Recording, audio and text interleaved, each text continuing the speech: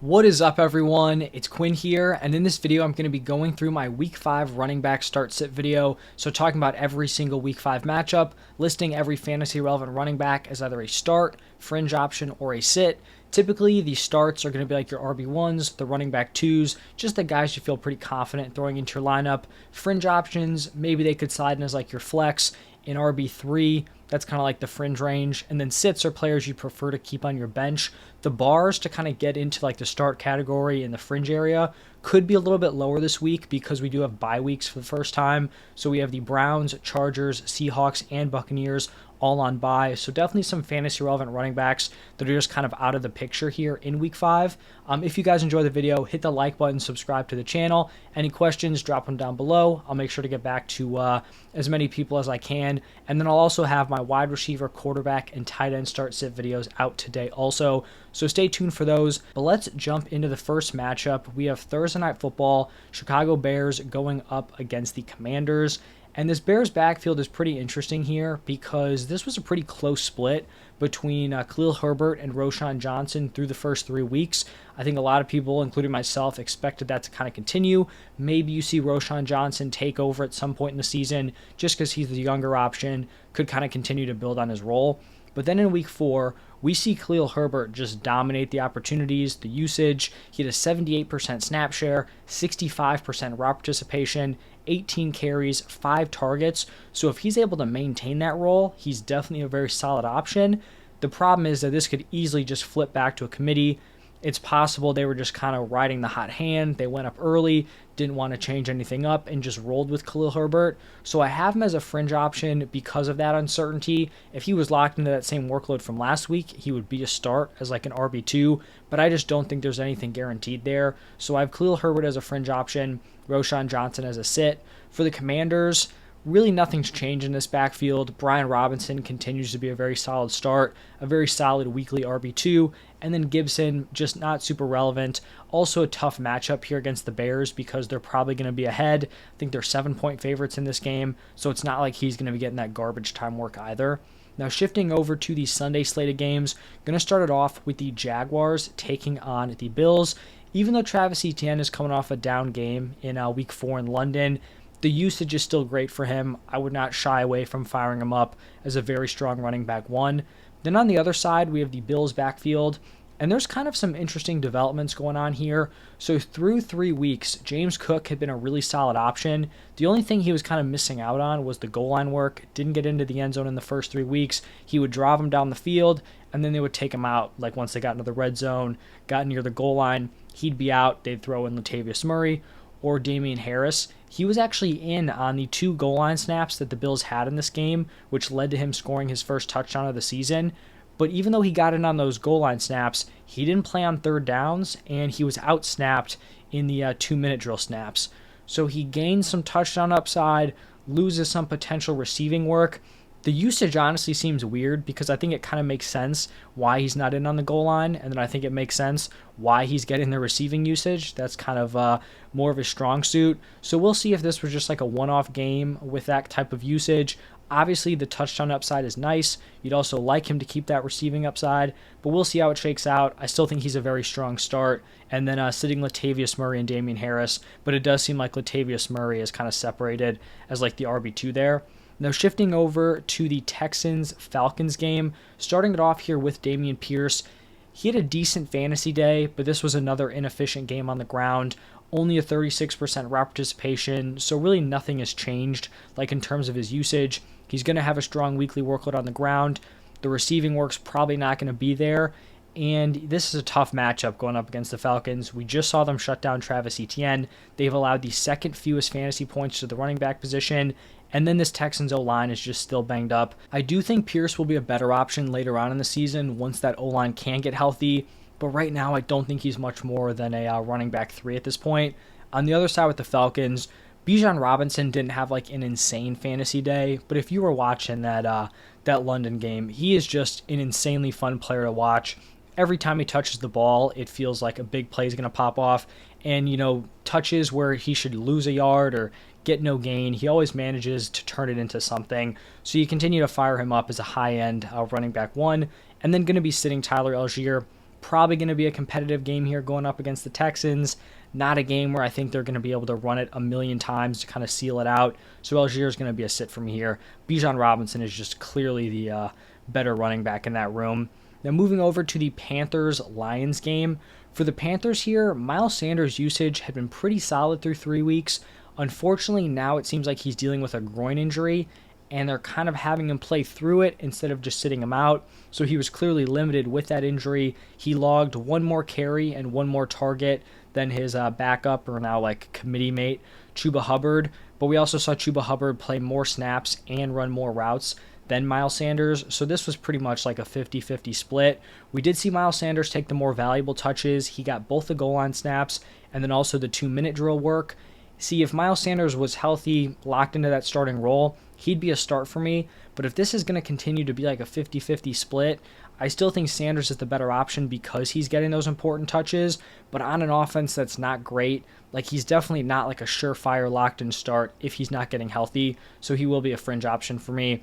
And then I do think Chuba Hubbard is an interesting waiver wire add because maybe they just want to let Sanders get healthy. They sit him, and then Hubbard becomes a pretty solid fantasy play. On the other side with the Lions, a lot of talk surrounding this backfield. I have David Montgomery and Jahmyr Gibbs both listed as sits. I mean, no doubt David Montgomery has to be a strong start moving forward. He's averaging 23 carries a game and is also just locked into that goal line work like we saw Jamal Williams last season. For Jahmyr Gibbs, he hasn't put together a huge fantasy day yet, but I still think his usage and overall workload is worthy of being a running back too. He's averaging 7.3 carries and 5.3 targets per game. I think I messed up that target per game number in my buy low trade target video. I think I might have switched the game where him and Montgomery was injured. So the workload is fine. 7 carries, 5 targets on a top offense. I still think he's a decent running back too week to week, and I still think he's startable here. Shifting over to the Titans-Colts matchup, we saw Derrick Henry have a huge bounce back in week 4. I do like him as a sell high if you were concerned about him heading into that week 4 game, but he was always going to be someone you're starting every single week, sitting his kind of committee member or handcuff Tajay Spears. And then for the Colts, this is pretty much going to be starting whoever the starting running back is. So if JT is able to play in this game, him and the Colts have worked their contract stuff out, he's healthy enough to give it a go coming off the PUP list, then you fire up Jonathan Taylor. I really don't think there's a situation where I'd be like, oh, is this going to be a split? Should I play JT? For me, like, unless your team is wildly stacked, if JT is playing, I'm firing him up in my starting lineup. If JT does not play, then I think you fire up Zach Moss like you've been doing. He's been locked into a very significant workload with Jonathan Taylor out. Then we're going to have the Giants taking on the Dolphins. And since Saquon, it seemed like he had a shot to play in that Monday night game, I'm assuming he's going to be playing here in week 5 against the Dolphins. So he's a start for me, even though this Giants offense just looks terrible. Saquon Barkley is still going to be a running back one for you for fantasy. And then for the Dolphins, we've got this kind of committee going on here with Devon Achane and Raheem Mostert. I think Achane is the more valuable running back rest of season. He played 11 more snaps and ran 12 more routes than Raheem Mostert. Now, the kind of game script could have factored in there. They were down to the Bills. I believe Mostert also lost a fumble, so maybe he was slightly being punished for that. But Achane was also just way more efficient and effective with his opportunities. I still think this is going to be a split. Like, I don't think Achane's going to turn into some huge workload player. He's really just not built for that. So I still think it'll be a split. But I think Achane is kind of approaching that RB1 territory. It's a weird year for running backs. I think he's right in the mix there. And then I still think Mostert's going to be like a solid weekly RB2, even though he had a down game. I mean, this seems like a bounce back spot here going up against the Giants. Moving over to the Saints-Patriots matchup, starting off with Alvin Kamara here, he's a locked-in start. He honestly handled a much larger workload than I thought. I thought this was going to be some sort of split with Kendre Miller, maybe Tony Jones getting in there. Kamara really dominated the work. Could have also been a game script thing, right? They were trailing most of the game to the Buccaneers. He was obviously wildly involved as a pass catcher. The yardage didn't really show it, but I mean, 10 plus targets locked in, 10 plus receptions. He was super involved. PPR monster if you did have him in that scoring setting. But regardless, even if he gives up some work next week, I still think he's a locked in start. And I don't think you can consider starting Kendre Miller or Tony Jones. Then for the Patriots, not a strong start to the season here for Ramondre Stevenson. There were like reports coming out before the game that he was going to see way less work. Zeke was potentially going to be the starter. None of that ended up happening. Like Ramondre took his normal snaps. Zeke took his normal snaps.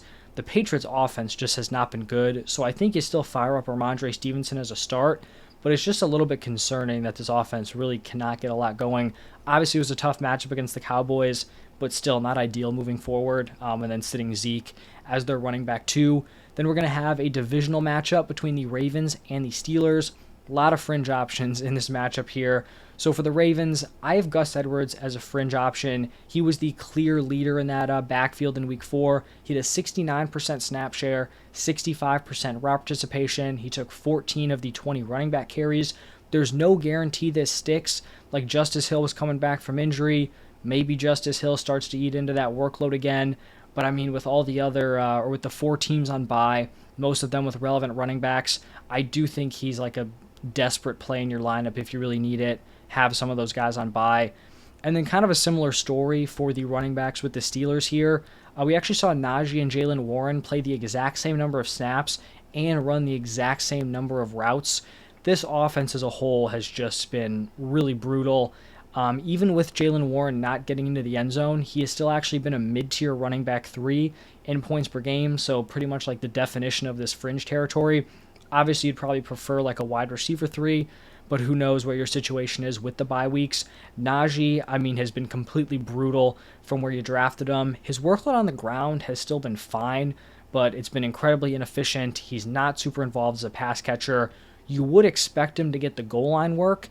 It's just a tough matchup here against the Ravens, so he's probably like a back-end running back 3, maybe a mid-tier RB3. I don't think you should feel super confident playing either. But like I said, the running back position probably is going to be a little bit thin this week. Now moving over to the Bengals Cardinals matchup. Bengals are not trending in the right direction, but this could be kind of like a get-right game here going up against the Cardinals. Joe Mixon, you fire him up. Obviously, the offense hasn't been good. They're not putting points up on the board, but Joe Mixon is still giving you a solid workload. He'll be getting his volume in a better matchup. I still think he's a solid play here. And then on the other side with the Cardinals, you just continue to fire up James Conner, super involved week to week, has some pass catching upside, coming off a little bit of a down game against the 49ers, but that's to be expected in that matchup there. Next is going to be the Eagles taking on the Rams, and DeAndre Swift has kind of separated himself from Kenneth Gainwell. Gainwell led that backfield in week 1. DeAndre Swift wasn't super involved. Week 2, Gainwell is injured, misses the game. DeAndre Swift has a monster performance. Then in week 3, we saw them have a pretty even, like 50-50 split in terms of snaps, usage, opportunities. DeAndre Swift was just way better with them, so the Eagles made their adjustment. Week 4 really just shifted to DeAndre Swift being the RB1 of this backfield, so he's a locked-in start. Kenneth Gainwell, definitely still worth rostering as like a handcuff option, but it doesn't look like he's going to have any week-to-week upside at this point, so sitting him. Then for the Rams with Kyren Williams, we saw Kyren Williams go out, handle another very large workload, 25 carries, 3 targets. We did see Ronnie Rivers kind of work in, get some snaps there for the Rams. Kyren Williams was pretty much like the only running back involved week 2 and week 3. Like I said, Rivers did get in there. It's not like it, restricted Kyren Williams or anything with his 28 opportunities. But I do just want to mention this again. I've talked about it a few times with Kyren Williams. Some people don't love it. Kyren Williams has not been efficient in his opportunities. He actually had the fewest rushing yards over expected of all the week 4 running backs, and he's been a bottom 10 running back in that metric through 4 weeks. So he's getting the volume, which is going to lead to fantasy production, right? That's amazing. You just have to hope that Sean McVay continues to feed him. If Sean McVay decides to pivot, turn this into a committee, Kyren Williams could obviously, have negative effects of that. My overall point is that if you're confident like Kyren Williams is going to retain this job, then yeah, you hold him, you continue to fire him up. If you have some concerns that maybe he's not playing at a high enough level to retain that workload, it wouldn't be crazy to pivot off of him. If I had him in some leagues, I have been trying to kind of sell high, get a more locked-in running back 1, because that's kind of what people view him as right now. But just want to put that out there. And then I do think Ronnie Rivers is a decent pickup. If Kyren Williams does start to lose some opportunities, he could be the beneficiary of that. In the next game, we have the Jets taking on the Broncos.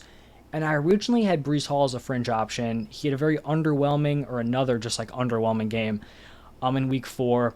but I do think there's some hope here moving forward for Breece Hall. First off, you have Zach Wilson, who looked significantly better on Sunday Night Football, really just looked like a different quarterback out there. And then you have this matchup against the Broncos. They have allowed by far the most points, fantasy points to the running back position through 4 weeks. Obviously, it's kind of skewed by that Dolphins game, but I mean, the Bears ran all over them, and they hadn't had a ton of success on the ground through the first 3 weeks. So it's a nice matchup. The Jets should be able to put up some points. I think this could be the game where Breece Hall kind of gets back on track, potentially like replicates that week 1 work. So I have him as a start. I don't think he'd be a start with no bye weeks, but he probably slides in there as like a mid to back end RB2. And then looking at this Broncos backfield, this is not looking great at this point. It seems like the Javonte, I think it was a hip injury. It's not expected to be serious, but I feel like this backfield could be devolving into an even grosser situation than we had before. Right early on, it was the Javonte Williams, Samaje Perine split. Now we have Jaleel McLaughlin coming in here, getting in the mix. He like stained a touchdown or like stole a touchdown. I think it was like the week 2 game. Maybe it was just kind of out of nowhere. Like he had 1 carry and it was the touchdown, which was pretty frustrating. But he came in after Javonte Williams left with injury, played really well, was very efficient, and now Sean Payton is talking about expanding his role.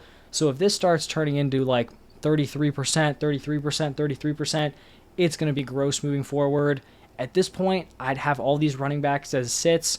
You could give me an argument where like if Javonte's out, then maybe you want to start Perine or McLaughlin, but right now, just going to have those 3 as sits at this point. Shifting over to the Chiefs-Vikings matchup, I think Isaiah Pacheco has kind of taken control of this Chiefs backfield. 60% snap share, 44% route participation, which isn't great, but for Pacheco, who we really didn't think would have any receiving upside, it's honestly kind of fine. He took 20 of the 26 running back carries. I feel like he's a back-end RB2 at this point. You could probably even argue a mid-tier running back too with these bye weeks coming in here. So I do think he is a worthy start this week.